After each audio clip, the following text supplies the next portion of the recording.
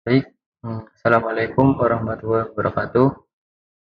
Nama saya Muhammad Abdul Syahroni, NIM 2306051100200. Di sini saya akan menjelaskan rancangan sistem yang sudah saya buat selama praktikum rekayasa perangkat lunak. Ini adalah termasuk tugas UAS. Nah, ini ujian akhir praktikum. Sini saya sudah buat. Saya akan jelaskan rancangan sistem. Jadi saya membuat sistem tentang tema Financial Intelligence dan Analitik AI Asisten. Saya sudah membuat versi.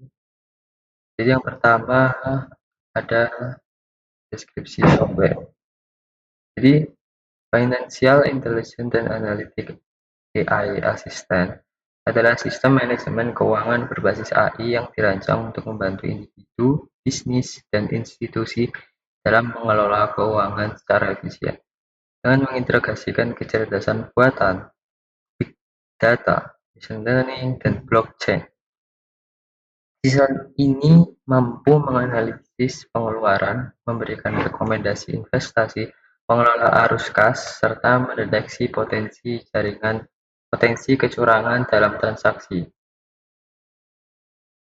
Fitur-fitur utamanya mencakup merencanakan keuangan cerdas, manajemen investasi, pemantauan skor kredit, dan analitik keuangan prediktif, sehingga memungkinkan pengguna untuk mengoptimalkan keputusan finansial dengan transparansi dan akurasi yang tinggi. Nah, jadi ini sistem keuangan yang mana dia itu bisa memberikan atau mengontrol, membantu Anda untuk memberikan keputusan lebih bijak dalam mengelola keuangan.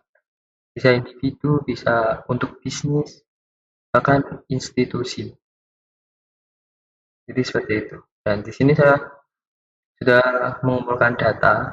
Yang pertama ada hasil wawancara. Nah, di sini pada Senin 12 Februari. Nah, di sini ada wawancara oleh tim analis CEO perusahaan itu. Terus ada agenda wawancara. Nah, ini ada tim pengembang tanggalnya 12 sampai 16 Februari 2025. Ini dibuat oleh tim riset dan pengembang. Nah, ini jadwal. Terus ada observasi alur kerja. Ada disetujui oleh kepala proyek sama ya, 12 sampai 16 Februari. Nah, ini ada dokumentasi, ada laporan keuangan, buku besar, dokumen anggaran. Jadi sudah dicatat semua. Kemudian ini ada observasi waktu pekerjaan. Nah, ini ada waktu. Ada 30 menit, 35 menit, rata-rata segitu. Oke. Nah, ini observasi keandalan. Nah, ini ada jumlah kegiatan tanpa kesalahan, jumlah kegiatan terjadi kesalahan. Nah, ini rata-rata kesalahannya mungkin di bawah 15% semua untuk saat ini. Tidak ada yang lebih 15%. Kemudian analisis dokumen. Ini ada laporan dari arus kas, laporan laba rugi. Dicatat semua ini untuk pengembangannya. Jadi kita butuh data dulu. Setelah itu, setelah mendapat data, kita identifikasi masalah. Jadi masalahnya itu ada di mana saja, apa saja. Nah, dari wawancara dengan manajer keuangan, nah ini masalah-masalah. Ya, masih manual, jadi resiko kesalahannya masih tinggi. karena manual. Nah, ini dokumentasinya kurang, ada kesalahan dari solusi keuangan tim pengembang, perhitungan biaya perawatan kurang akurat, tidak ada sistem pengeluaran. Seperti itu, tidak optimalnya manajemen pajak, kurangnya transaksi, kelambatan bayar gaji karyawan. Jadi ada kendala-kendala ya. Nah, ini data prediksi keuangan basis data. Kemudian masuk ke bab selanjutnya, ini ada analisis kebutuhan software. Ini kita menganalisis apa saja yang dibutuhkan software untuk efisien, untuk lebih optimal.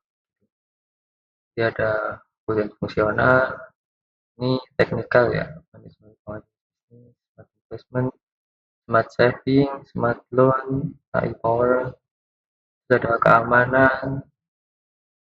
Ini kita pakai teknologi blockchain tentu untuk mendata setiap transaksi agar lebih transparansi. Gitu. Terus ada kinerja, regulasi, ini laporan. Di fungsional itu ada seperti ini, fungsional, keamanan data. Nah ini sama ya. Terus ada pemetaan arsitektur software. Nah di sini ini alurnya. Jadi dari data seperti rekening transaksi, e-wallet, kemudian diproses oleh AI, dianalisis, kemudian dibungkus dengan blockchain untuk keamanan dan security layer, kemudian baru ditampilkan user interface. Gitu. Nah, ini data ada dari bank API untuk memberikan rekomendasi, misalkan mana rekomendasi investasi yang baik. Kita kan butuh data dari luar, ada e-wallet untuk melacak transaksi. Kemudian, nah ini data pasar, saham, kripto, forex. Jadi kita bisa tahu mana, misalkan mau investasi saham, mana yang rekomendasi, mana yang enggak, misalnya kripto, bitcoin. Kita investasi seberapa, terus sampai berapa cycle, kapan waktu yang pas. Gitu. Jadi ada rekomendasi. Terus ini AI processing dan analytic layer. Jadi ada budgeting. Jadi kita itu bisa menganalisis dari uang masuk, uang keluar di wallet sistem ini. Jadi setiap uang masuk maka direkomendasikan keluarnya segini, kebutuhannya segini, agar tidak mengalami boros seperti itu, agar lebih hemat dan mengatur keuangan lebih bisa. Kemudian masuk ke blockchain, tentu ini bagian keamanan setiap transaksi. Jadi tidak ada transaksi misalnya atau dipalsukan, ini transaksi diubah atau dipalsukan atau pencurian, apapun itu menggunakan teknologi blockchain pasti lebih aman. Terus UI UX-nya kita tentu pakai mobile karena mudah dan efisien, digunakan dibawa kemana-mana. Terus ada chatbot-nya untuk kita tanya-tanya. Notifikasi juga penting karena setiap laporan keuangan masuk ataupun keluar, ataupun kelebihan pengeluaran, misalnya tanpa kita sadari kita keluar uang melebihi batas. Nah, itu perlu notifikasi dan alert. Kemudian masuk ke identifikasi output, seperti ini ya. Nama laporan, ini laporan, dan output.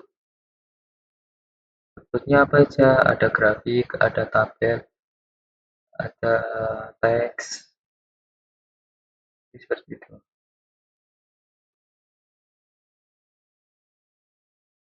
Kemudian input. Inputnya apa aja?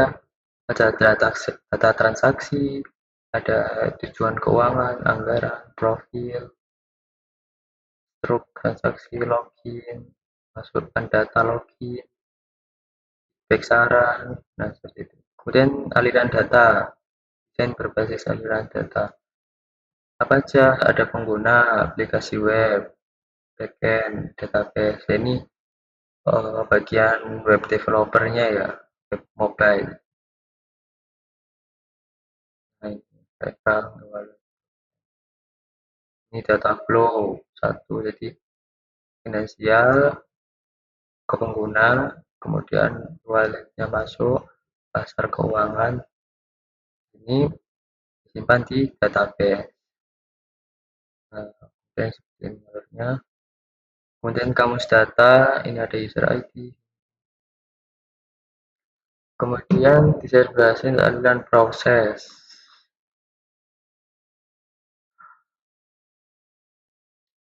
Ya, jadi, pengguna perannya apa, masukkan data, sistem AI mengelola data, menyediakan data, aplikasi,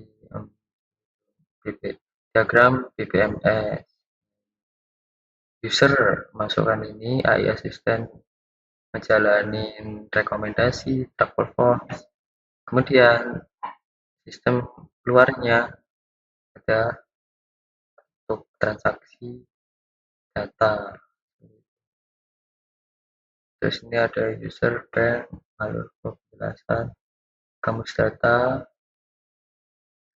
ini untuk bagian database ya, jumlah pakai maksimum, pakai desain database. Nah, desain database itu perlu terstruktur juga. Nah, ini user ada ID, yang nama, email, password, transaksi, data transaksi ID, bersifat integer, primary key, user ID tentu foreign key karena masuk ke sini. Itu ada blockchain log, logarithm, JDM, ini simpelnya, terus ini lebih kompleksnya, ini lebih kompleks lagi. Ini ada varchar atau desimal atau apa. Nah, ini untuk database ya. Kemudian desain proses. Ini manajemen keuangan pintar versus AI. Nah, proses utamanya dibagi 5. Ada manajemen data, perancangan dan tujuan, keuangan, analisis investasi, dan rekomendasi AI, dashboard. Nah, ini struktur hierarki. Data transaksi ada input, tarik data, analisis investasi, profil risiko, kemudian tulisan antar muka, memberikan pengalaman user experience yang efisien, intuitif, dan informatif. Jadi kami menggunakan itu agar penggunanya itu nyaman, seperti itu, dan simple.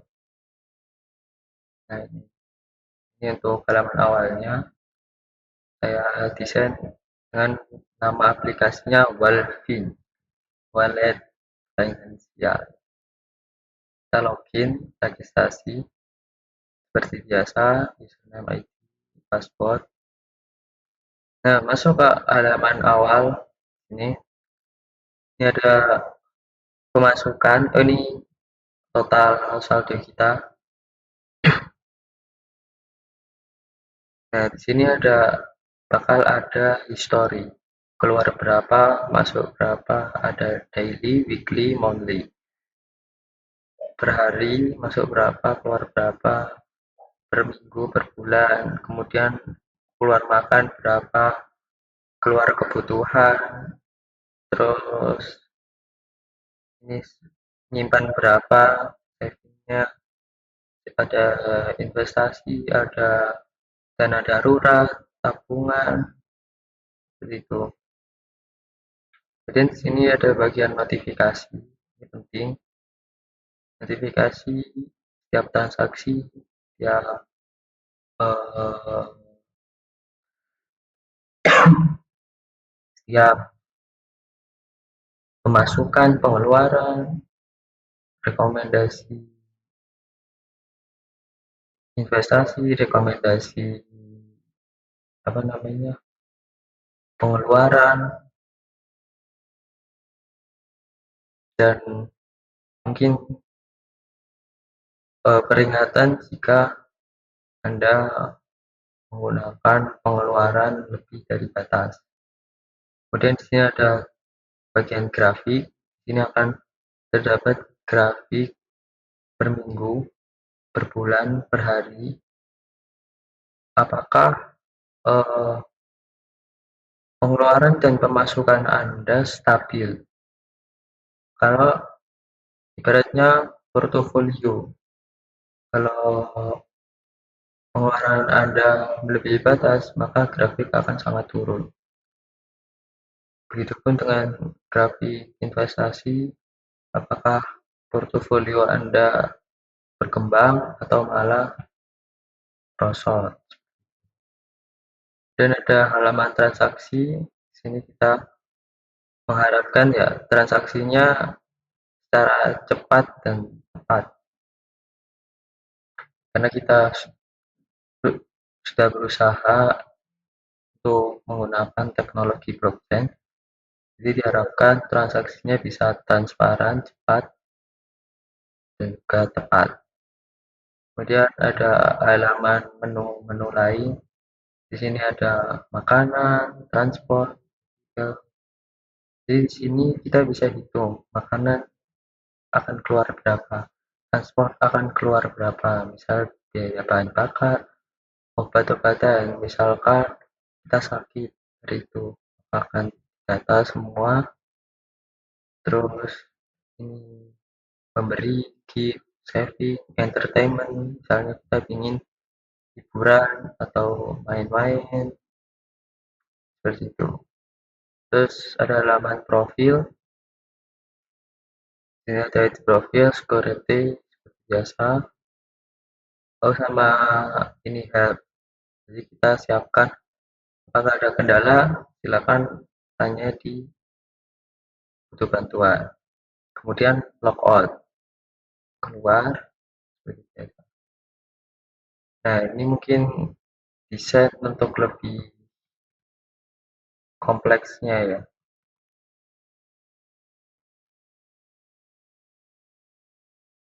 untuk desain Figma-nya.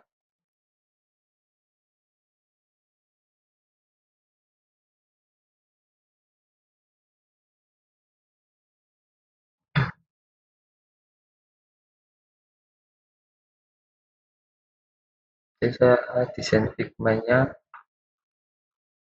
eh, bisa mungkin sedetail mungkin.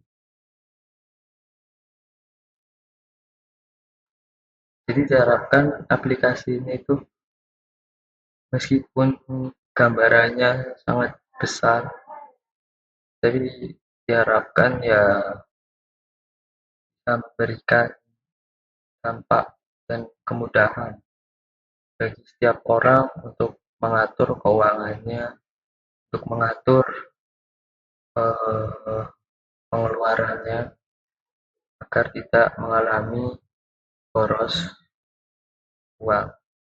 Ini ada halaman login, reset password, jadi kita bisa mungkin sedetail mungkin ya. Terus ada analisis, nah ini ada analisisnya sampai daily, grafiknya, weekly, monthly, year, ada kalendernya, itu transaction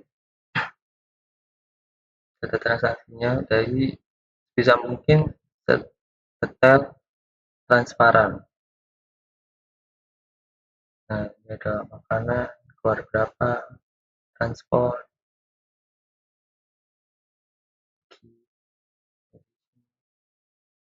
saving, new house, misalkan new house kita mau menyicil rumah baru, itu bisa targetnya berapa, misalnya 2M, kita nyicil, kita masukkan wedding, ada target nikah, misalnya 10M, per bulan berapa, dan profilnya lebih kompleks harusnya. Kita bisa atur notifikasi suara, karena itu penting banget ya notifikasi. Ya mungkin seperti itu yang bisa saya sampaikan, saya jelaskan. Kurang lebihnya mohon maaf. Wassalamualaikum warahmatullahi wabarakatuh.